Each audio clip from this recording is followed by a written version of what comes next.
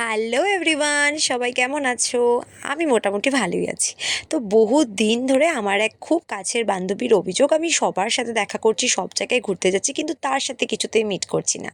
আর এই হলো আমার সেই বান্ধবী জোনালি। জোনালির সাথে আমার অফিসে দেখা হয়েছিল, কিন্তু আমরা এতটাই ক্লোজ হয়ে গেছি এখন এই মুহূর্তে, আমরা খুব ভালো বন্ধু একে অপরের।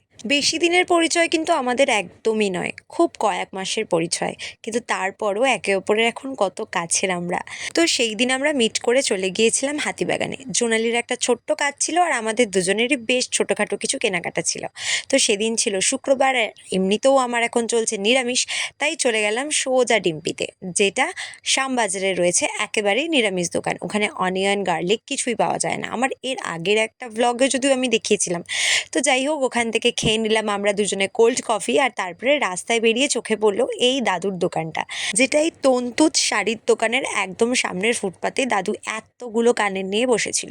তো আমার আর জোনালির অনেকগুলো কানের পছন্দ হয়েছিল, আমরা এখানে একটা একটা করে পছন্দ করছিলাম আর সাইড করে করে রাখছিলাম। এই কানেরটা আমি নিয়ে নিয়েছি, আমরা দুজনে মিলে কিন্তু বেশ অনেকগুলো কানের নিলাম।